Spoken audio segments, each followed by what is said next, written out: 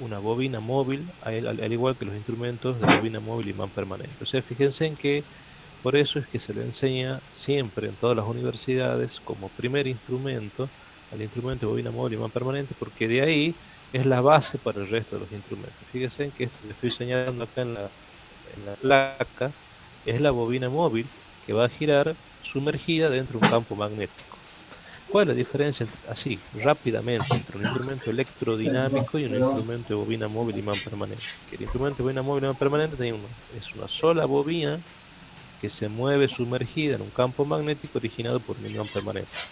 Ese imán genera un campo continuo estacionario. ¿Cuántas bobinas tiene el instrumento? Una, o sea, el IPBM.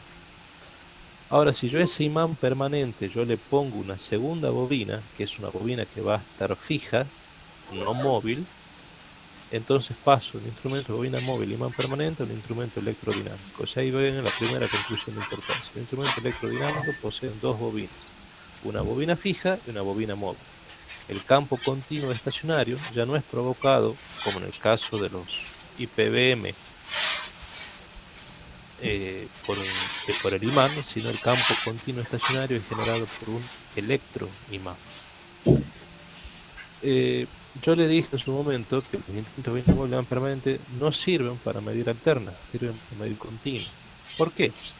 Porque si yo le pongo acá, yo le pusiese un electroimán al IPBM y le pusiese una corriente a una frecuencia de, supongamos, 1 Hz, bueno, un poquito oscilaría la aguja en la posición de 0 y se quedaría en 0. ¿Por qué? Porque los instrumentos miden el valor medio. Los instrumentos IPBM miden el valor medio de una señal. Y si le mando una señal alterna, supongamos sinusoidal, alterna sinusoidal, con una frecuencia de 1 Hz, va a oscilar en la posición de 0 y va a quedar marcando 0 porque el valor medio es 0. Si yo le mando más frecuencia, oscilará un poco más, pero también marcará 0 porque en todo momento el valor medio de una señal alterna sigue siendo 0. Entonces, los instrumentos de bobina móvil van permanente, si tuviesen una bobina fija y yo alimento con alterna, la verdad es que no va a oscilar la aguja y no va a tener ningún tipo de lectura. Entonces no me sirve para eso. Ahora, si con el mismo criterio yo por aquí mando una señal alterna por la bobina móvil de este instrumento electrodinámico y aquí también mando una señal alterna, supongamos sinusoidal también, la oscilación, la frecuencia de oscilación del campo va a ser coincidente con la frecuencia de la circulación de corriente por la bobina. Cuando eso ocurre, cuando la frecuencia de oscilación del campo es coincidente con la frecuencia de la corriente que circula por la bobina, entonces el instrumento sí mide, sí deflecta un ángulo θ y marca un cierto valor sobre la escala del instrumento. ¿Se entiende? Entonces, a modo general, básicamente, la parte móvil es igual que la de un instrumento móvil permanente. Es una bobina, generalmente tiene un calibre, una sección del conductor bastante pequeña, y solo que en vez de circular corriente continua, puede también circular corriente alterna. Y además tiene una segunda bobina fija, donde el campo continuo estacionario está generado no tan solo por un imán, sino por un electroimán. Y si yo hago circular una corriente alterna por esa bobina fija en vez de una corriente continua, constante, por ejemplo, si hago circular una corriente alterna, la frecuencia de oscilación del campo va a ser coincidente con la frecuencia de la corriente que circula por la bobina. Entonces también mide. Por lo tanto, la deflexión de la aguja sobre la escala es proporcional a las dos corrientes, a las corrientes continuas o a las corrientes alternas. O sea que este instrumento mide continuo y alterno. O sea, marca, deflecta la aguja sobre la escala cuando las dos señales son continuas o cuando las dos señales son alternas. O sea que básicamente es una mejora sobre el instrumento primero que vimos, que es el de bobina móvil y imán permanente. ¿Cuáles son los modelos? Así desarmados los aparatos, bueno, básicamente vemos eso. Vemos el sistema móvil que tiene, ¿sí? Donde abajo está la pequeña bobinita que va a estar sumergida en el campo magnético y la bobina fija, que es de una sección mucho más grande, soporta corrientes de sobrecarga un poco mayor y por supuesto un hierro, ¿sí? Hay otros que no tienen hierro, no son con núcleo de hierro, básicamente son con núcleo de aire. ¿Cómo me doy cuenta en el símbolo? Bueno, así. Estas dos rayitas que parecieron como fuese un capacitor, en realidad me dice que es una bobina, la vertical en cruz es la otra bobina, y esto en los electrodinámicos me dice que si tiene esta circunferencia es con hierro y si no tiene esta circunferencia es con núcleo de aire. Y cuando desarma un equipo con núcleo de aire, bueno, la visión es esta, ¿sí? La imagen es esta. Pero básicamente, claramente se ven las dos bobinas. Aquí un poquito menos claro en el de la izquierda porque el hierro tapa un poco, el sistema móvil tapa un poco, pero básicamente creo que se llegan a distinguir las dos bobinitas que tiene. Veamos un poco de matemática. eh, ¿Cómo hace para deflectar esto? Bueno, se aplica la ley de deflexión que ya se aplicaba en los otros instrumentos. Es decir, la deflexión de la aguja sobre la escala se obtiene a partir de la energía almacenada ya en las dos bobinas que van a estar acopladas magnéticamente. O sea que son circuitos acoplados. El instrumento electrodinámico con núcleo de hierro, con núcleo de aire, básicamente el hecho que tenga hierro, que tenga aire, lo que me hace es variar fundamentalmente la reluctancia y con eso me hace variar los valores de inductancia L1 y L2 que tiene cada bobina, ¿sí? Y por ende también va a variar el acoplamiento mutuo entre las dos bobinas. O sea que básicamente un circuito electrodinámico, un instrumento electrodinámico visto electrotécnicamente es un circuito acoplado, que por un lado tiene una fuente de alimentación que alimenta la bobina fija y por el otro lado otro circuito independiente también alimentado con el cual excito la bobina móvil. Y ambas bobinas van a estar acopladas magnéticamente, ¿sí? O sea que aparecerá un coeficiente M, coeficiente de inductancia mutua entre las dos bobinas, donde cada bobina tendrá a su vez un coeficiente de autoinducción L1 y L2. Entonces, si por un lado tenemos un circuito que alimenta una bobina y por otro lado tenemos otro circuito que alimenta otras dos bobinas, esas bobinas están físicamente separadas pero magnéticamente vinculadas, tenemos que analizar qué pasa con este circuito. Bueno, el primer análisis que vamos a hacer es considerando que no hay corriente por una de las bobinas. Solamente hay corriente por una de ellas, por la otra no hay corriente. I2 igual a 0, para eso vamos a hacerlo simulando con un interruptor A2 que está abierto. Como el interruptor A2 está abierto, la corriente I2 que se establece es 0. Y acá vamos a hacer una simulación abierto-cerrado. Entonces, el interruptor está abierto, lo cierro, energizo una de las bobinas, que tiene una inductancia L1. Como hay un camino cerrado, se establece una corriente I1. Entonces, esa tensión, si yo aplico ley de Kirchhoff de tensiones por esta malla, puedo decir o concluir que la tensión E1 va a ser igual a la caída I1 por R1 más L1 de I de T. O sea, aplico la ley de Henry para la bobina L1. Similar a como hicimos en la clase anterior, si multiplico por I1 en ambos miembros, esta ecuación se transforma en potencia. Entonces tendré potencia suministrada por la fuente, potencia disipada en la resistencia y una energía o una potencia almacenada en el campo magnético de la bobina L1. Eso es lo que me dice esa ecuación.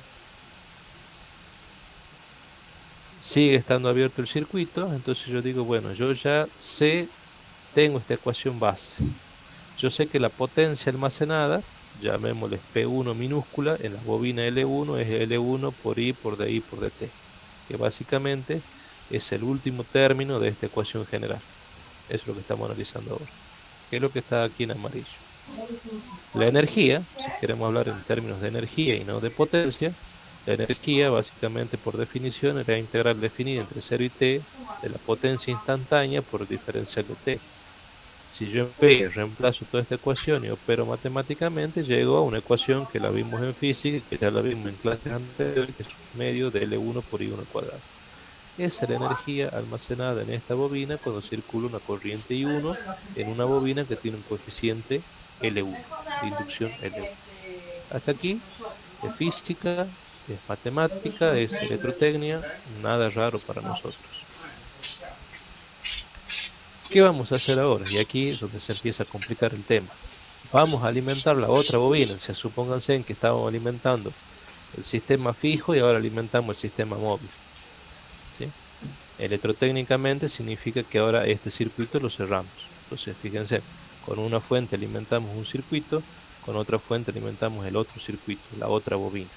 ¿Sí? Que tendrá también una resistencia de pérdida R2 como la tenía la otra R1. Y aplicamos la ecuación general de potencia. Entonces, ¿qué me queda? La potencia suministrada de un lado E1 por I1. La potencia suministrada del otro E2 por I2. ¿Por qué aparece I1 con letra mayúscula y I2 con letra minúscula? Porque I1 vendría a ser la corriente que ya queda circulando en régimen permanente. Cuando ustedes cierran el interruptor se produce una corriente transitoria que dura breves segundos, pero se establece una corriente transitoria. Esa corriente transitoria es variable en el tiempo, entonces eso tiene carácter instantáneo. Cuando pasa ese transitorio, un tiempo muy pequeño y muy breve, queda en régimen permanente cuando el tiempo t tiende a infinito. Entonces esa corriente I1 pasa a ser una corriente valor eficaz de la corriente I1, suponiendo que estamos trabajando en el terno. O una corriente continua, suponiendo como en este caso que es continua. En este caso estamos suponiendo que las dos bobinas las estamos alimentando con continuo. Podríamos haber alimentado las dos con alterno. Lo mismo se produce un transitorio. En este caso, cerramos el interruptor, hay un transitorio que varía en el tiempo, por eso pusimos en la ecuación anterior I1 de t minúscula, y luego queda en régimen permanente una cierta corriente continua constante I1. Pero acá no.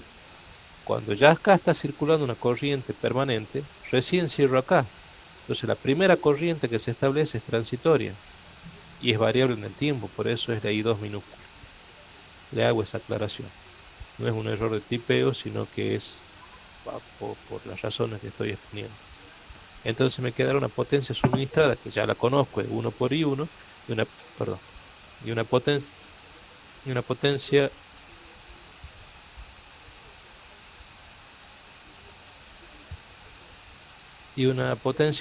transitoria suministrada I2, E2 por I2, ¿sí?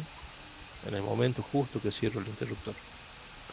Acá tendré una caída I cuadrado R1 y en la otra bobina, en el otro circuito, I2 cuadrado R2, potencia disipada en las resistencias pérdidas que tienen cada una de las bobinas. Obviamente no serán iguales porque las secciones de los conductores no son iguales y las resistencias no son iguales. A su vez, habrá una energía magnética, ¿sí?, almacenadas en las bobinas.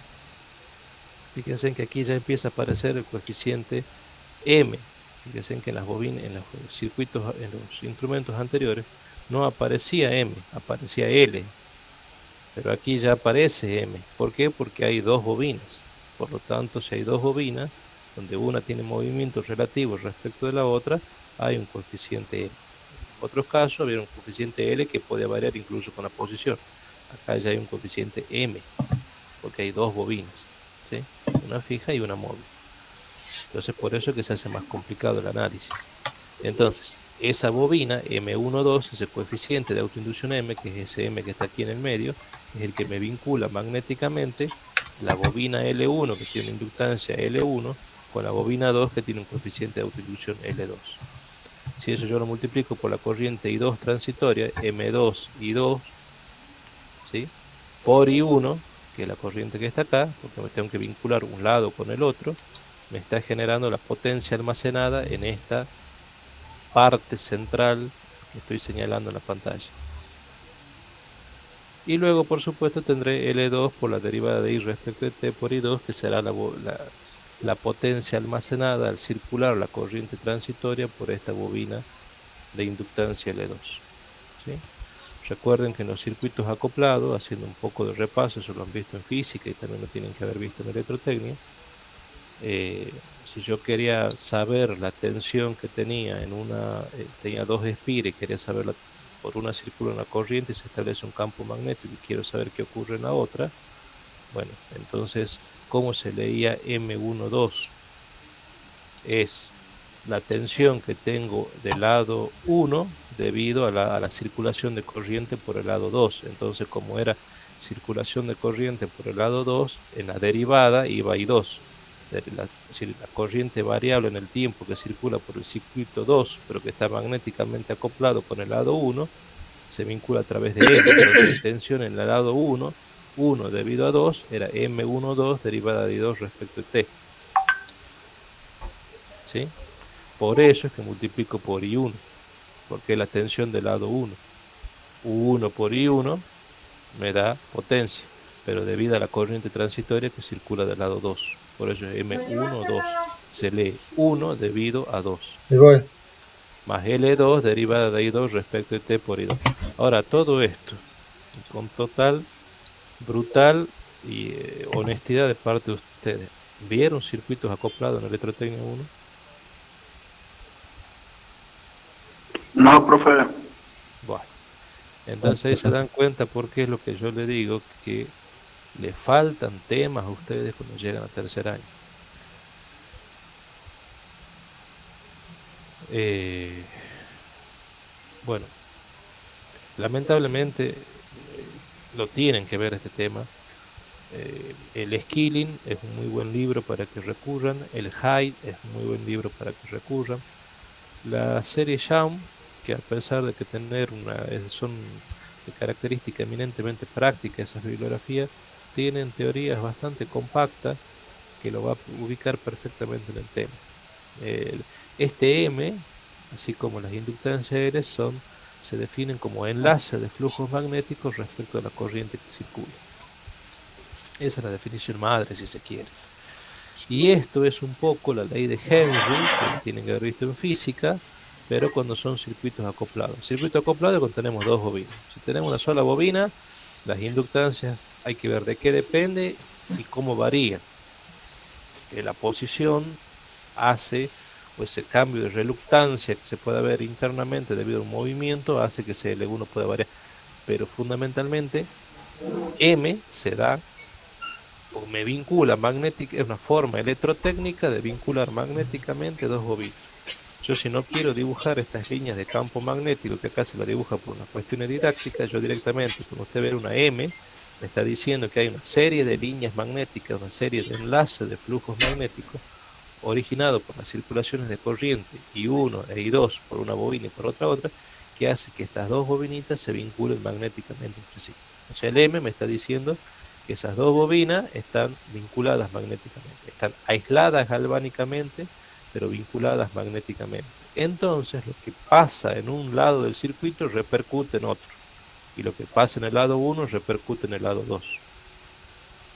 Por eso, y eso como de alguna manera lo escribo a partir de subíndice, donde el primero se lee como el lado en el cual está ocurriendo y el segundo número debido al lado que ha pasado una variación de corriente. Entonces, acá le digo M1, 2, le estoy diciendo lo que está ocurriendo en el lado 1 debido a una variación temporal de corriente en el lado 2. Así como ustedes escribían L de I de T, y eso era tensión, solo que ese L lo consideraban constante y ustedes ahora eso lo veían en la secundaria. Ahora en la universidad ustedes se enteraron que ese L no es constante. Ese L varía también con respecto a la posición. Eso es cuando tengo una sola bobina. Ahora cuando tengo dos bobinas, ese M ahora también varía con respecto a la posición y vincula magnéticamente dos bobinas. Entonces yo puedo saber qué pasa en un lado en función de la variación que yo tenga de alguna magnitud física en el otro, a partir de un coeficiente m que vincula magnéticamente en los dos lados. ¿Qué es lo que estamos viendo acá? ¿Se entendió un poquito mejor? Y a este lado, bueno, ya lo conoce. L2 de I de T, la potencia almacenada en el transitorio eléctrico cuando circula corriente transitoria por este lado de la bobina. Esto es un balance de energía, si se quiere, ¿sí? Que lo tienen que ver, pero en definitiva no es lo importante es la conclusión final. Les tengo que dar porque estamos en la universidad. Ahora, cuando eh, esto ya ocurre, ahora tenemos una energía magnética almacenada en el lado 2 de la bobina. esa energía almacenada o esa potencia almacenada será M1,2 derivada de I2 respecto de T por I1, ¿sí? I1 corriente continua que está circulando por el lado 1, ¿sí? Más esta que es la energía almacenada en el lado 2, una energía, una potencia transitoria que se ha almacenado del lado 2. Entonces, si yo quiero saber ahora la energía del lado 2, básicamente tengo que, como sé que la energía es potencia por tiempo, tengo que básicamente hacer la integral definida del P2 variable que tengo acá en el tiempo por dt, lo cual me queda esta ecuación. Entonces, en conclusión, yo puedo decir que la energía total almacenada en las bobinas básicamente está conformada, en base a lo que hemos visto anteriormente, por tres términos. Un término que me relaciona la energía almacenada por la corriente continua en estado permanente que circula por la bobina L1.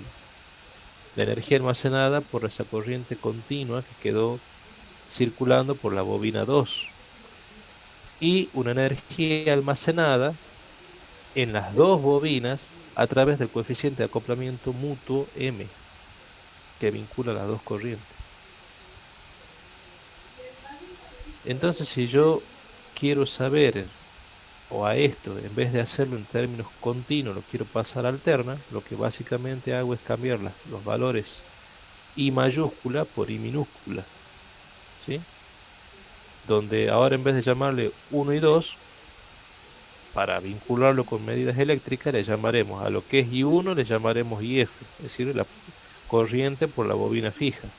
Y a lo que es 2, le llamaremos IM, corriente por la bobina móvil. Y en vez de hacerlo continuo, lo haremos en términos instantáneos. ¿Por qué? Porque ya dijimos recién que por estas bobinas pueden circular corrientes continuas o pueden circular corrientes alternas. ¿Cómo se definía la cupla motora? Como la derivada de la energía respecto a la posición. ¿Y por qué la energía varía con respecto a la posición? Porque dijimos que cuando una bobina se mueve con respecto de la otra, cambia el grado de concatenamiento magnético y eso hace de que las inductancias propias y mutuas se modifican en función de la posición tita que tiene el eje de esta bobina con respecto al eje magnético de la otra. Entonces, si esas inductancias varían con la posición, la energía que depende de esas inductancias son variables con respecto a la posición. Y ese es el gran concepto central en instrumento, y después ustedes lo van a ver más adelante en máquinas eléctricas rotativas, que las inductancias propias y mutuas no son constantes, varían con respecto a la posición. En transformadores seguramente ya han visto, pero me extraña que no hayan visto circuito acoplado, porque ya en transformadores a esta altura del campeonato le tienen que haber mencionado que básicamente son dos bobinas que cada una tiene una inductancia L1 y L2 y están magnéticamente acopladas. ¿Cuál es la diferencia en el transformador? Que L1 tiene un valor, L2 tiene un valor, depende de las características electrogeométricas de las bobinas 1 y 2, y el M vincula las dos bobinas, ¿sí? Pero el transformador es una máquina estática, donde no existe el movimiento relativo de una bobina con respecto a la otra. Por eso es una de las máquinas más, a pesar de que es compleja, en comparación con las otras máquinas, las máquinas más simples de estudiar, porque las dos bobinas están fijas. Ahora, cuando una bobina se empieza a mover respecto a la otra, existe el movimiento relativo de una bobina con respecto a la otra, los L y los M no son constantes, varían con respecto a la posición. Y eso es campo de estudio de máquinas eléctricas 2. Pero en medidas eléctricas se estudia, cuando se hace un análisis fino, se estudia que la cupla motora, si uno las expresa en función de términos de energía, varía con respecto a la posición, porque el concepto que yo le quiero dejar en claro, que le va a servir para su carrera profesional como ingeniero electricista, que las inductancias propias y mutuas sí varían con respecto a la posición. Por eso es que la energía varía con respecto a la posición. La cupla motora definitiva está dada por esa derivada en función de la posición. Esta cupla motora también la podemos, si nosotros hacemos la derivada de W respecto de tita, también lo podemos reescribir como la derivada de M respecto de tita por IF por I sub M, ¿sí? porque, a ver, esto es constante respecto a la posición, pero m, que es el coeficiente de inducción mutua, sí varía con respecto a la posición. O sea que es forzosamente acá nos queda la derivada de m respecto de θ. LF es la inductancia que tiene esta bobina, que depende de la característica electrogeométrica de esta bobina. LM, ahora LM es la inductancia propia de la bobina móvil, que depende de las características electrogeométricas de la bobina móvil. Pero M, que vincula las dos bobinas, la móvil con la fija, que en términos transitorios en términos de circuito lo estábamos analizando así, sí varía con respecto a la posición. O sea que cuando hacemos la derivada de W respecto de θ, esto es una constante respecto de θ, esto es constante respecto de θ, los dos primeros términos, por lo tanto la derivada es cero, pero en la segunda no. M sí varía con respecto de θ. Entonces me queda así.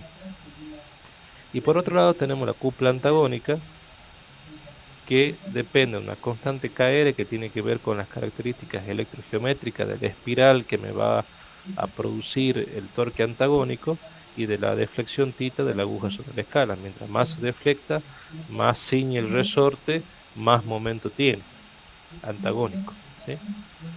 En algún equilibrio, en algún punto de equilibrio entre la cupla antagónica y la cupla motora, surge como consecuencia la expresión de la deflexión del instrumento, θ, este ángulo que estoy marcando acá, que es 1 sobre Kr por la derivada de m respecto de θ por 1 sobre f por IF por IM. Que si esto es continua, nosotros podemos particularizar y cambiar estas corrientes que están en minúscula en términos instantáneos en valores de corriente continua constante. O sea que ya de aquí estamos sacando la primera conclusión. La deflexión de la aguja sobre la escala está relacionada con las características mecánicas de los resortes o de los fuelles que me producen el torque antagónico. Depende de la derivada, de cuán grande o cuán pequeña sea la derivada de la inductancia mutua que vincula magnéticamente las dos bobinas respecto al cambio de posición o del movimiento relativo de una bobina con respecto a la otra, y depende de la circulación de corriente de las dos bobinas. Fíjense ya de todas las variables que dependen de la deflexión de la aguja. Entonces fíjense que aquí las ecuaciones son multivariantes y eso es lo que lo hace complejo al análisis. ¿Qué pasa si ahora es sinusoidal? Bueno, yo puedo decir la señal IM es I máximo M por seno de omega t. Y la corriente IF, generalmente por la bobina fija, puede estar desfasada respecto de la bobina IM. Entonces podemos poner como seno de omega t menos beta, donde beta es el ángulo de desfasaje alterno que se va a mantener entre las dos bobinas. Si yo lo analizo fasorialmente, ese ángulo se mantiene de desfasaje.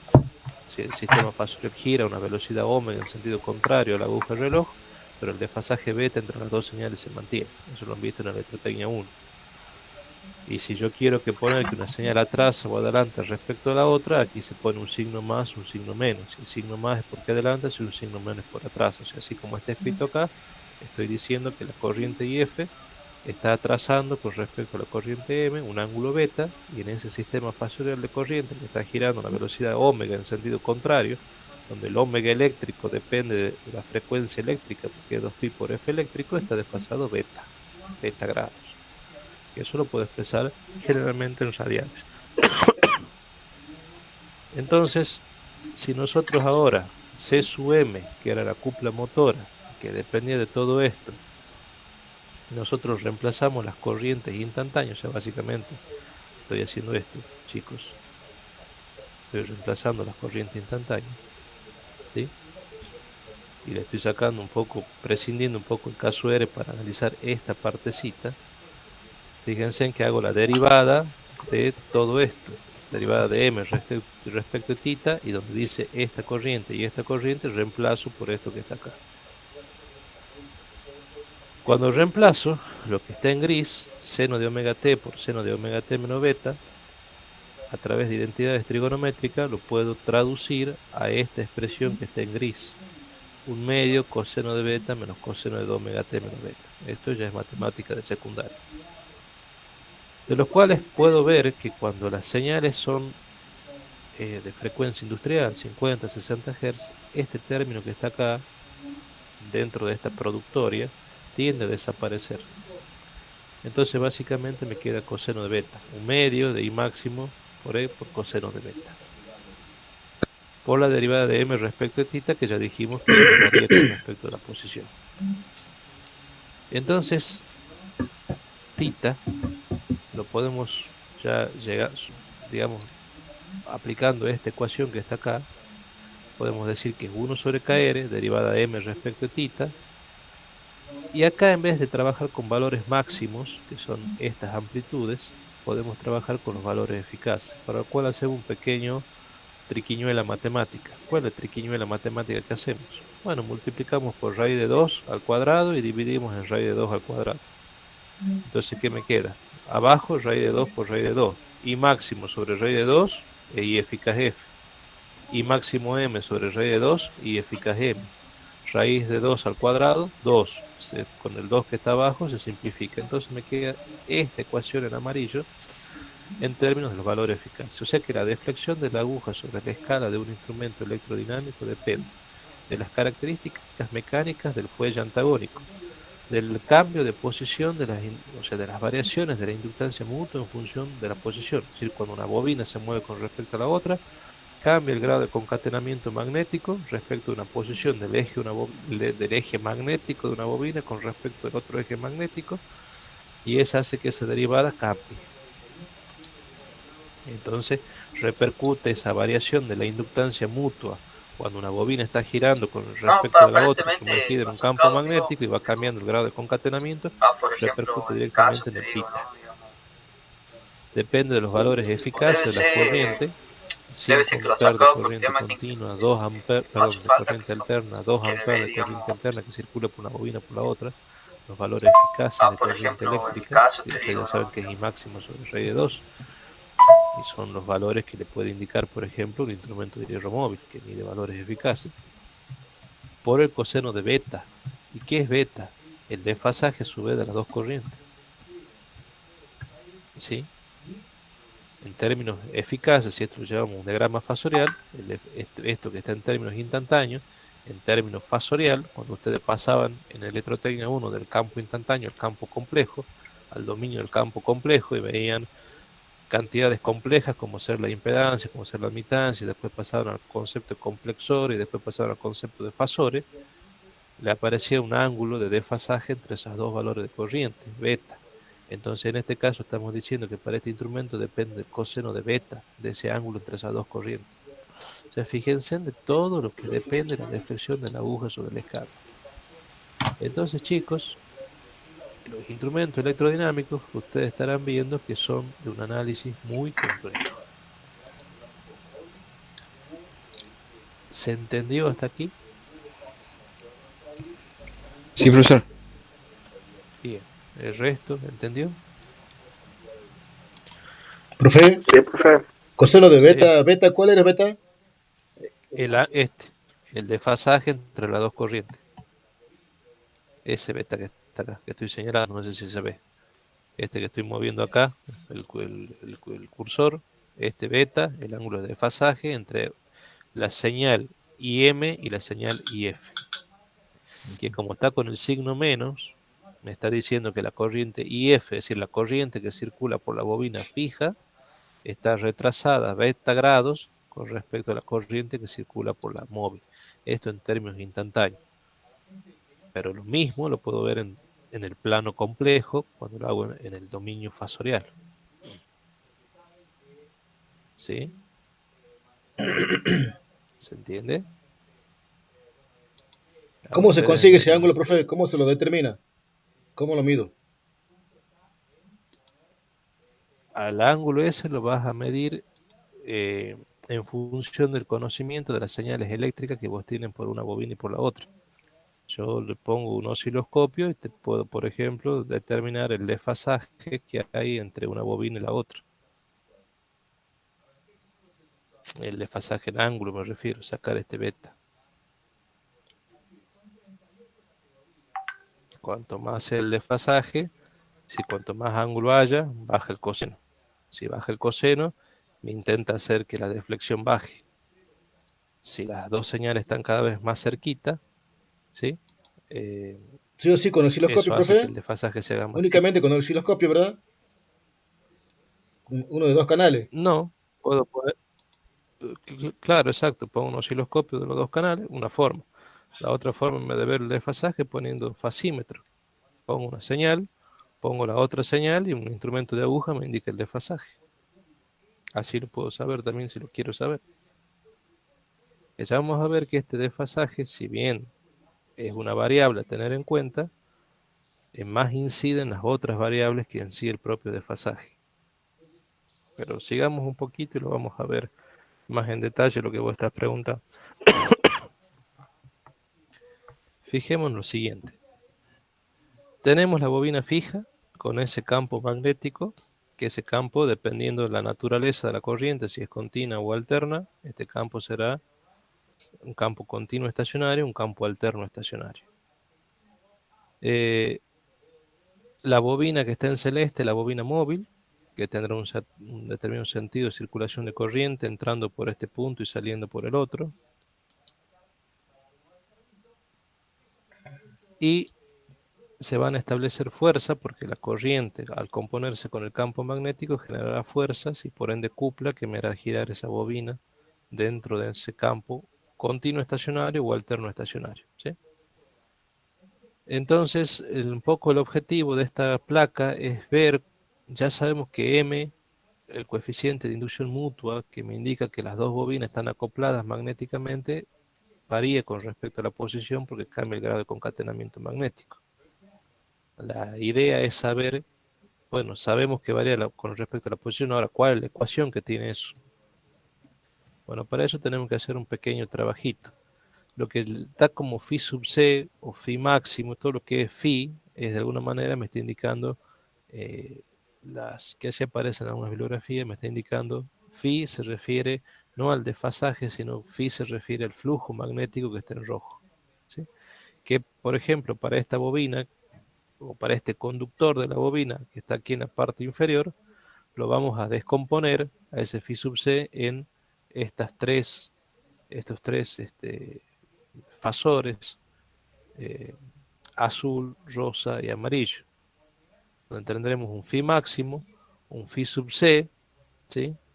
Tendremos la fuerza F y tendremos los ángulos, un ángulo tita y el ángulo complementario es 90 menos tita. ¿Por qué? Porque si esto es 90 menos tita, esto es 90, este ángulo de aquí es tita. Por ángulos alternos internos, este ángulo también es tita. Entonces de ahí, en base a estos triangulitos, ya podemos sacar alguna relación trigonométrica. Podemos decir que phi sub c es el número de espira nm que tiene esta bobina móvil por el flujo phi máximo por el coseno de 90 menos tita. Coseno de 90 menos tita es phi sub c, ¿sí? Porque esto es phi máximo. Esto es phi máximo por coseno de 90 menos tita me da phi sub c. Y aquí está acá, phi sub c igual a phi máximo por n seno de tita. ¿Por qué seno de tita? Porque el seno de este tita que está acá es lo mismo que el coseno de 90 menos tita. O sea que este coseno lo podemos reemplazar por seno. Por lo tanto, si vamos a la definición madre de un coeficiente de inducción mutua, podemos decir que es la relación o cociente entre el flujo phi sub c concatenado por la bobina respecto de la corriente I sub F, ¿sí? Entonces, si reemplazamos phi sub c, podemos poner que phi máximo nm seno de tita respecto de I sub F, lo cual me quedará m máximo seno de tita. Entonces, el coeficiente de inducción m varía en función o de una manera sinusoidal respecto del ángulo de desplazamiento de esta bobina móvil respecto de un eje imaginario horizontal, tita. Varía en función del seno de tita. Si nosotros ahora eso lo representamos, ¿sí? Tomamos una escala de ángulos positivos y una escala de ángulos negativos, porque el ángulo puede ser positivo o negativo, vamos a ver que esto que está aquí sería un pedacito de la función seno. Fíjense que acá estamos en 60 grados. Si llegamos hasta tita 90, esto alcanzará el máximo valor. Y si nosotros tomamos la derivada de m respecto de θ, en vez de ser una función senoidal, es una función cosenoidal. Y fíjense en que entre el máximo de la onda azul y el máximo de la onda roja hay un desfasaje de 90 grados. ¿Sí? Ahora ustedes me dirán, bueno, ¿para qué me sirve todo esto? Bueno, me sirve para lo siguiente. Si nosotros a nuestro instrumento lo hacemos trabajar entre 0 y 60 grados, en esta banda, la derivada de m respecto de θ, que influía directamente, fíjense, en el desfasaje θ, en lo que deflecta la aguja sobre la escala, se puede aproximar a 1 sobre θ. Los instrumentos electrodinámicos se pueden utilizar como voltímetros, como amperímetros, como batímetros y como barímetros. Son las 4 aplicaciones que tienen los instrumentos. Pero no en todos los casos tienen el mismo tipo de utilidad o no se trabaja con la misma derivada. Cuando se trabaja como voltímetros y como amperímetros, se trabaja en un rango de 0 a 60 grados en θ. Y en ese rango, prácticamente la derivada se comporta aproximadamente igual a 1 sobre θ con θ expresado en radiano. ¿Se entiende? Entre 0 y 60 grados, la deflexión de la aguja sobre la escala es inversamente proporcional a la derivada de m respecto de θ. Y eso me sirve para que estos tipos de instrumentos que dependen de la circulación de dos corrientes y de dos bobinas, donde una bobina se mueve con respecto a la otra y cambia los grados de concatenamiento magnético al existir un movimiento relativo de una bobina con respecto a la otra, evidentemente las escalas no van a ser lineales, van a ser alineales. Pero depende de fabricante hacerla muy alineal o muy lineal. ¿De qué va a depender? De que sea muy lineal o muy alineal.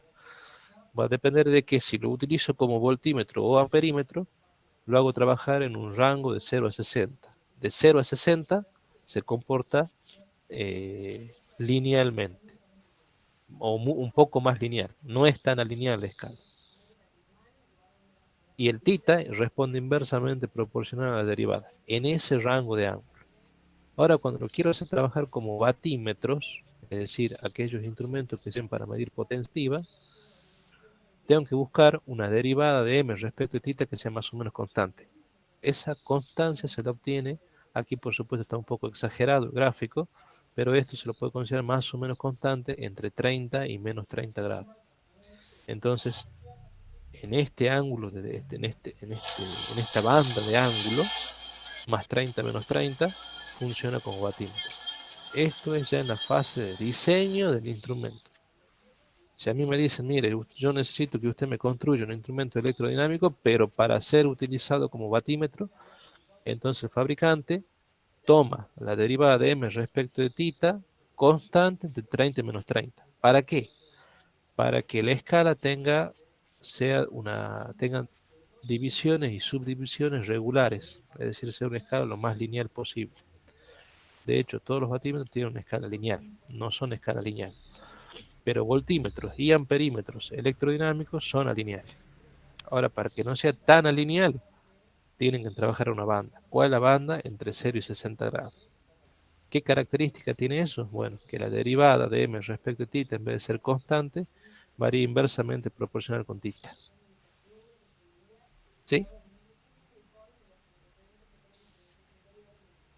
Las aplicaciones entonces, amperímetro, voltímetro, batímetros y barímetros. Me falta una ahí, barímetros. ¿Me van siguiendo? Más o menos. ¿Alguna duda? ¿Todas las dudas? No, profe. Esta ecuación se tienen que acordar. Todo lo demás es una demostración de dónde llegamos. La demostración, alguien me preguntó si los pido unos parciales, demás, no las pido. Ni aún para que, teniendo la posibilidad de promocionar la materia, no les pido, no les voy a pedir esto, por supuesto. Sí les dejo porque tienen que saber dónde sale. Pero sí tienen que saber en un final o en un parcial la ecuación final. de qué depende tita. Y hay algunas cuestiones que también tienen que saber. Tienen que saber que esta derivada de m respecto de tita responde a una función m máximo seno de tita. O sea, la función m responde a esto. Cuando digo que cambia en función de la posición, responde a esto. Cuando alcanza el máximo valor m, el coeficiente de acoplamiento mutuo magnético entre las dos bobinas, que también se mide en Henry, al igual que las inductancias, cuando el seno de tita se hace 90. Cuando alcanza el mínimo valor, cuando el seno de tita se hace 0. Cuando se hace 0, cuando tita igual a 0, es decir, cuando la bobina está horizontal, o cuando tita se hace 360 grados, da una vuelta completa y se vuelve a quedar horizontal. Pero cuando está vertical, este ángulo tita es 90, el seno de tita se hace 1, entonces tengo el máximo concatenamiento magnético. Fíjense, si yo considero la superficie de esta bobina rectangular, cuando está puesta perpendicular a la línea de campo magnético, está concatenando toda la línea de campo. Entonces él me está diciendo que entre la bobina fija y la bobina móvil tengo el máximo concatenamiento. Eso me está diciendo M. Y que cuando esto es 0, es decir, que la bobina en su eje magnético es perpendicular, es decir, que la bobina está puesta en forma horizontal, el ángulo es 0 o 360 grados, que es lo mismo, y no concatena nada. Entonces M, al tener esta variación, me está diciendo, mira, esta bobinita que está girando respecto a la otra, concatena todo, no concatena nada, concatena todo, no concatena nada. Y en ángulos intermedios concatena parcialmente. Eso me está diciendo esta ecuación. Pero resulta que lo que yo tengo acá como deflexión depende no de M directamente, sino depende de la variación de M respecto a tita. Entonces la variación de M con respecto a tita no es esta onda que yo obtengo acá, sino es la derivada de esto. Y la derivada de seno es coseno. Entonces acá me queda una cosenoidal, que es la azul. Y sobre esa azul, que es la derivada, analizo. Entonces digo, a ver, ¿en qué banda de ángulo yo tengo esta señal, que es la derivada de m respecto a tita más o menos constante, entre menos 30 y más 30? Bueno, entonces en esta banda voy a diseñar mi aparato para que se trabaje en esta banda de forma tal que mida los vatios que tengan que medir, pero siempre la aguja se mueve en esta banda. El que está midiendo no sabe, pero el fabricante sí, la hace mover en esta banda. Profe, ¿qué Es escala más, lleva? ¿Qué escala lleva? ¿Lineal o de otro tipo? si es para batímetros es lineal, Ajá. si es para voltímetros o amperímetros es alineal. En el caso de los batímetros es lineal porque justamente el fabricante lo diseña para que en la derivada, que es esta curva azul, se trabaje en la zona donde más o menos no tengo variación. Entonces en esta zona es más o menos lineal. Y la otra zona es alineal. ¿Sí? Entonces, la pregunta es ¿cómo hago para disminuir la linealidad? Bueno, se hace hacer una serie de estudios, cálculo y demás, determinado que entre 0 y 60 grados, en esta banda, siempre trabajando con la curva azul. La roja es simplemente para que sepan que es este seno, pero la derivada es sobre la que nosotros trabajamos, que es el azul. En esta banda, que es la derivada, entre 0 y 60, esto responde prácticamente aproximadamente igual a 1 sobre tita. Eso me permite que cuando yo lo trabajo este instrumento como voltímetro, como amperímetro, es más o menos lineal. O sea, no es tan alineal. ¿Es alineal? Sí. ¿Muy alineal? No. Ahora, si trabajo en otro ángulo, bueno, es totalmente alineal la escala. Y mientras más alineal sea, eh, puede influir en la lectura, porque mientras más alineal sea, el operario tiene más dificultades para realizar la lectura y hay más probabilidad de que cometa error. ¿Sí? Puede haber errores de paralaje que forman parte de los errores sistemáticos. Eh, puede que su ojo no tenga la suficiente poder separador para ver las subdivisiones de la escala e influir en un valor indicado que sea erróneo o alejado con respecto del valor verdadero. entonces podemos disparar el error. Entonces, para evitar eso, cuando se diseña un voltímetro o un amperímetro electrodinámico, que les adelanto, mide valores eficaces de la señal en cuestión, el fabricante lo diseña en una banda entre 0 y 60 grados, justamente para que, si bien la escala sea lineal, no sea tan alineal. De modo que la influencia o la posibilidad de cometer error se vea de alguna manera disminuida. ¿Se entendió? Bueno, ¿cuáles son las aplicaciones que podemos tener? La primera aplicación es como fundamentalmente miliamperímetros. Miliamperímetros con bobina fija y bobina móvil, en, que lo podemos considerar a las dos bobinas, BF, bobina fija, y BM, bobina móvil, que son las dos bobinas que estuvimos viendo recién, esquemáticamente puesta así y puesta en serie. Entonces, si yo a las dos bobinas las pongo en serie, que vimos también por foto que las secciones y los calibres de los conductores no son iguales, por ende las resistencias de las bobinas no son iguales, y hacemos circular corriente entre 15 y 100 miliamperes máximo, a este instrumento lo podemos hacer trabajar como miliamperímetro.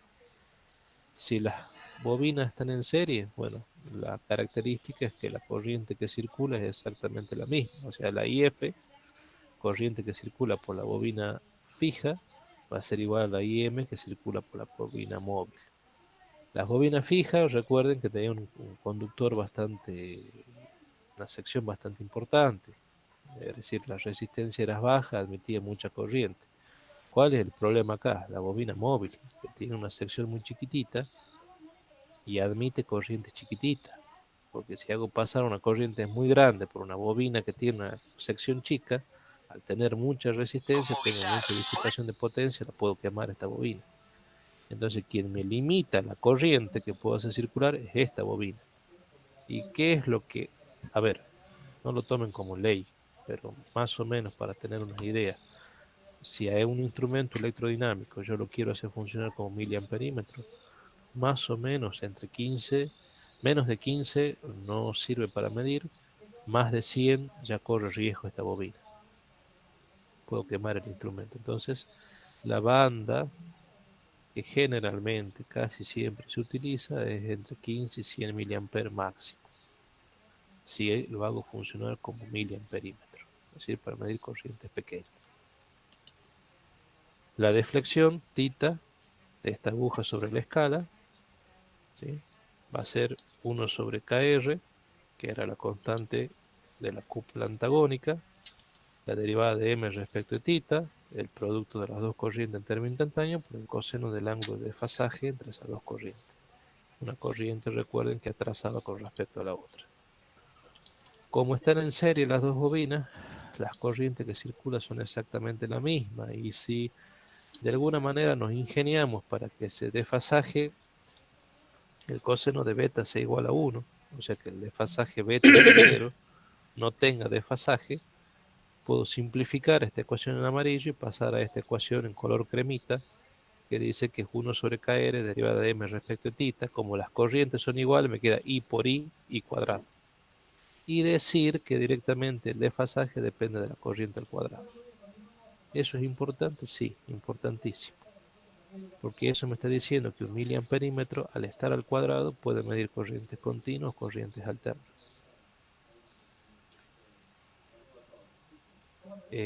O sea que este instrumento permite medir los dos tipos de corrientes, continua o alterna. Puedo medir miliamperes en corriente continua o puedo medir miliamperes en corriente alterna.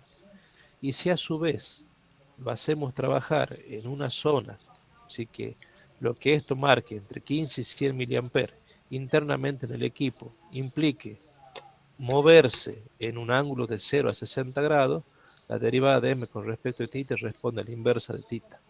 Por lo tanto, a su vez, podemos tener un miliamperímetro con una escala que no sea tan cuadrática, es decir, que no sea tan lineal. Es decir, que el efecto cuadrático que me produce esta corriente, porque depende de la corriente al cuadrado, que me distorsiona totalmente la escala, me la hace, como fíjense como está acá, con las divisiones muy cerquitas en la primera parte de la escala y luego se van separándose conforme voy avanzando hacia el fondo de escala. Si lo hago trabajar en una banda de ángulo entre 0 y 60 y responde a 1 sobre tita, esto sigue siendo lineal, sigue siendo una escala cuadrática, no decimal, pero no tan alineal. Entonces ahí está un poco el ingenio del fabricante de lograr ese efecto. Pero esto es fundamental. Al depender cuadráticamente con la corriente, que fíjense en que es lo que ocurre también en los instrumentos de hierro móvil. Miden fundamentalmente corriente continua y corriente alterna. ¿Qué es lo que pasa con el hierro móvil? Miden los dos tipos de corriente, continua y alterna. ¿Se entiende? ¿Se entiende, chicos? Ahora, ustedes me dirán, bueno, ¿qué mide? Ya, a ver, yo ya entiendo que esto, al estar al cuadrado, las señales negativas que están en el semiciclo negativo las pasan al semiciclo positivo. Perfecto. Ahora, ¿qué mide? Valores medios, valores eficaces, mide valores eficaces. Este instrumento, cuando yo lo mido en los miliamperes, si es alterna, será miliamperes de valor eficaz. Si es continua, bueno, tanto ampere en continua, tanto miliampere en continua. Si es alterna, serán tantos miliamperes, valores eficaces, corriente alterna.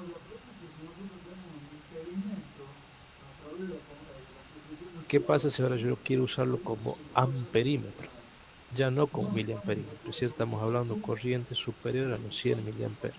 Ya se considera que estos instrumentos electrodinámicos, cuando se miden corrientes por encima de ese valor, ya no son miliamperímetros, son amperímetros. Bueno, aquí la cosa se empieza a complicar, porque hay que sacar la impedancia de cada bobina.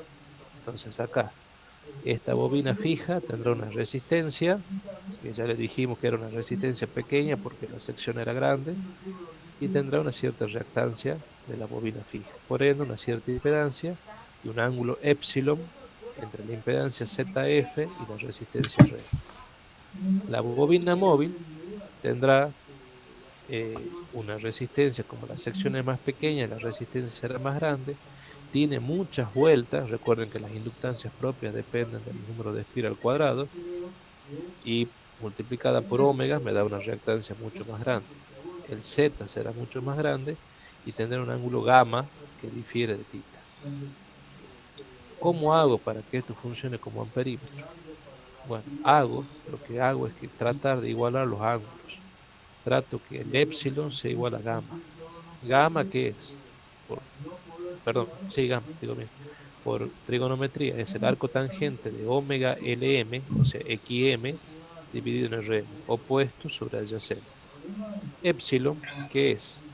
El arco tangente de omega LF, es decir, de XF respecto de RF. Ya tengo los dos ángulos. Los dos ángulos internos, ¿sí? En el diagrama de impedancia, en el diagrama complejo de impedancia que tiene cada bobina. Supongamos que esto es lo que estamos haciendo, lo estamos trabajando en alterno.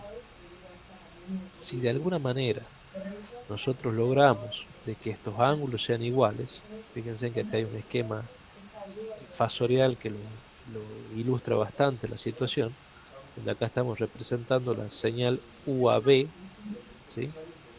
La tensión UAB, la caída de tensión en la bobina fija UAB, esa la estamos tomando en azul como referencia. Entonces tendremos una corriente IM desfasada a un ángulo gamma, atrasada con respecto a la tensión, y eso es correcto porque es una bobina, entonces la corriente tiene que estar atrasada con respecto a la tensión. Y M de una corriente IF desfasada a un ángulo epsilon también con respecto a la tensión. La composición de las dos corrientes me da la corriente I, porque fíjense, acá tengo IF, acá tengo IM. La composición me da la corriente I. ¿Sí? Y entre las dos corrientes, aquí está el ángulo beta que recién me preguntaban, del desfasaje entre IM y IF. Veo que IF está trazado con respecto a IM. ¿Por qué? Bueno, porque si toma una línea imaginaria de tiempo y la hago girar en sentido contrario al sentido del movimiento del diagrama fasorial que gira a una velocidad omega en sentido contrario, bueno, primero barro una corriente, luego la otra. O si bien no tomo el eje de referencia fijo y lo muevo respecto a este en sentido antihorario, primero veo que pasa la corriente IM y luego la corriente IF. Entonces por eso digo IF está trazada con respecto a IM un ángulo beta y en términos instantáneos aparece con un signo menos beta. Eso es análisis de electrotecnia 1 del segundo año. En teoría eso lo entienden. Si yo logro de alguna manera igualar los ángulos, planteo esta ecuación. Epsilon igual a gamma y me da como consecuencia de ello que el desfasaje beta igual a cero. Porque cuando epsilon se iguale a gamma, la única posibilidad es que beta sea igual a cero. ¿Qué significa que beta igual a cero? Que a las dos corrientes las logro poner en fase. Y M e I sub F las pongo en fase. Cuando eso ocurre, si aplico la ecuación de tita, coseno de beta era coseno de cero es 1, entonces acá me queda 1 sobre KR, derivada, las dos corrientes, donde decía coseno de beta, ahora me queda 1, por eso no está nada, porque beta igual a 0. Entonces UAB, que es la de tensión que tengo acá en esta bobina, va a ser la corriente fija por ZF, que va a ser igual también a la corriente móvil, porque estoy diciendo que es la misma corriente, por Z móvil, y de alguna manera esta bobina me queda en paralelo con la otra bobina. Entonces también puedo decir que es la corriente I de entrada que tengo por el paralelo de las dos bobinas, ZM por ZF sobre ZM más ZF. Si yo todo esto que está acá, chicos, lo llevo a esta ecuación, en vez de poner IF, en vez de poner IM, pues directamente puedo poner UAB sobre ZM, UAB sobre ZF, porque es la misma caída aplicada a las dos resistencias que están, a las dos bobinas que están en paralelo, cada uno con su impedancia Z. Entonces, al hacer eso, si operamos un poquito y trabajamos un poquito matemáticamente, UAB por UAB me queda UAB al cuadrado. ¿Y qué era UAB? Todo esto que está acá. O sea que me queda todo esto al cuadrado. Si operamos un poco matemáticamente, me queda esta expresión.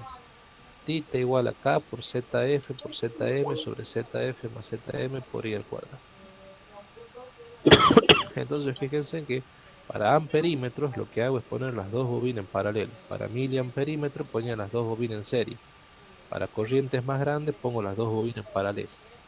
O sea, cuando usted le diga, che, este instrumento tiene dos bobinas. Generalmente, como tiene dos bobinas, se lo utiliza para batímetro. Una bobina de tensión, la otra bobina de corriente.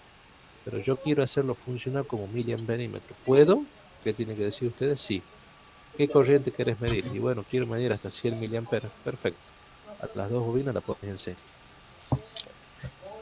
¿Y de qué va a depender la deflexión? Bueno, va a depender de, básicamente, la corriente que circula al cuadrado. Es el caso más fácil. Ahora te dicen, che, yo tengo un instrumento electrodinámico, no tengo de hierro móvil para medir corriente, valor eficaz de corriente, pero tengo un electrodinámico.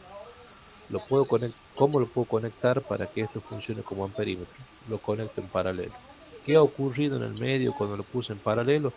Todo esto que está acá. Y si yo de alguna manera me ingenio que al ponerlo en paralelo, a su vez, de alguna manera logro que los ángulos de la impedancia de una bobina fija y la bobina móvil sean iguales entre sí, yo puedo decir que la deflexión depende de todo esto. Pero fíjense en que al final me aparece un I al cuadrado. Es decir, la corriente que voy a medir, que va a pasar por mi circuito al cuadrado. Porque acá está la carga del instrumento. Viene de la fuente, pasa por la carga, cierra al otro borde de la fuente, pero en el medio pasa por el paralelo. Y cuando pasa el paralelo se arma todo este lío que está acá.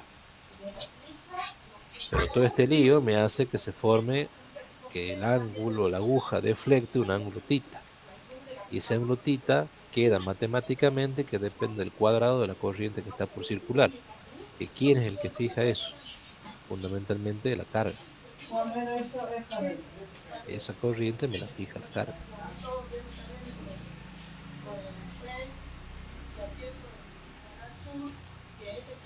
Entonces, si nosotros ahora logramos que lo que ocurre en términos de impedancias ocurra lo mismo en términos de resistencia, porque cada bobina tiene su resistencia, o la deflexión será la misma tanto para corriente alterna como para corriente continua.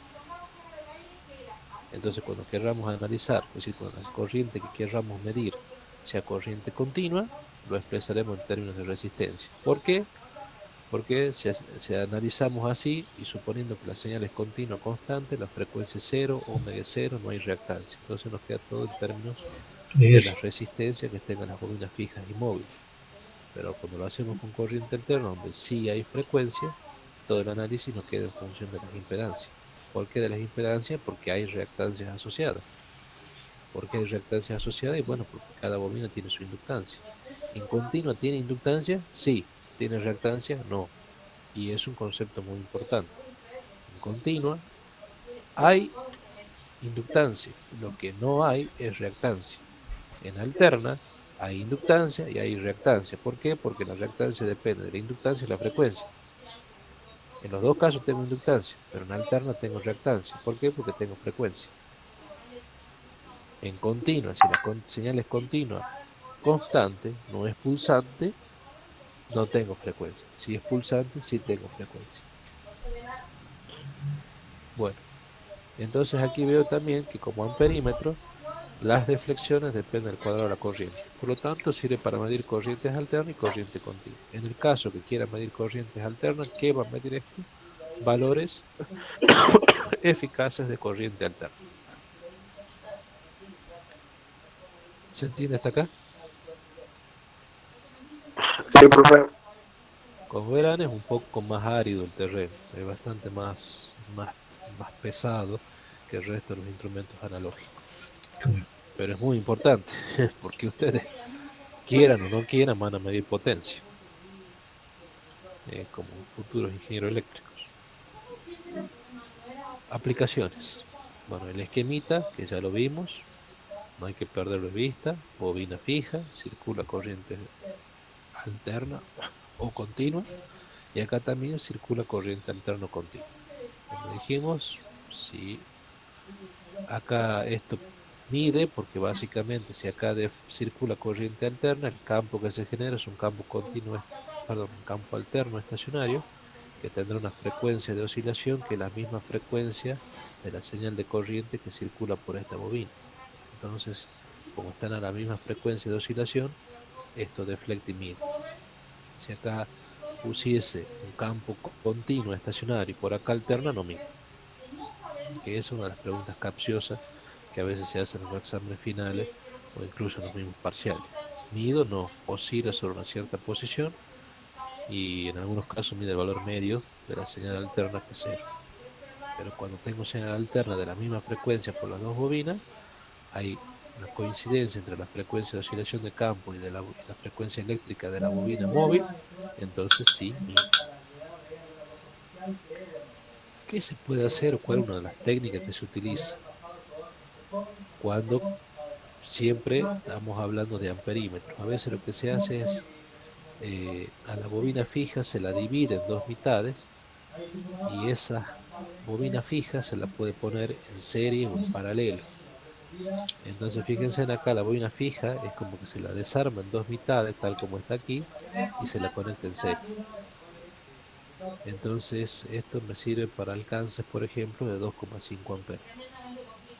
Y si esas dos mitades, en vez de ponerle en serie, fíjense, uno los principios con los principios, los finales de bobina con los finales de bobina, es decir, estoy conectando las dos bobinas en paralelo, por cada bobina va a circular 2,5 amperes, pero en realidad yo puedo hacer pasar por el instrumento 5 amperes. Entonces, con esto lo que logro hacer es duplicar el alcance del instrumento. Básicamente, cuando la bobina fija la divido en dos mitades y la conecto en paralelo, logro una duplicación del alcance con respecto a serie. Eso a veces pregunta de examen también. Bueno, la otra pregunta. Bueno, usted me dijo que puede funcionar como amperímetro. Y ya analizamos para miliamperímetros entre 15 y 100 miliamperes, para amperímetros para mayores a 100 miliamperes, y la técnica de modificar o de dividir en dos la bobina fija y conectarla en serie paralelo para duplicar los alcances como amperímetro. Ahora viene la otra pregunta. Esto que está acá, ¿me puede servir para medir que tiene un instrumento que tiene dos bobinas? ¿Lo puedo interconectar de alguna manera esas bobinas ahora para medir tensiones y no corriente? Sí, puedo hacer. ¿Qué hago? A la bobina fija la pongo en serie con la bobina móvil y le pongo una resistencia interna en el momento, o sea, esto lo hace el fabricante, una resistencia en derivación, RD, en serie con la bobina móvil, de un valor bastante elevado. Pueden ser del orden de los kiloohmios, incluso superiores. Entonces, la deflexión de la aguja como voltímetro, de nuevo, ponemos la ecuación madre, 1 sobre KR, derivada de M, las dos corrientes, el coseno de beta. Como estamos poniendo en serie, las corrientes son las mismas.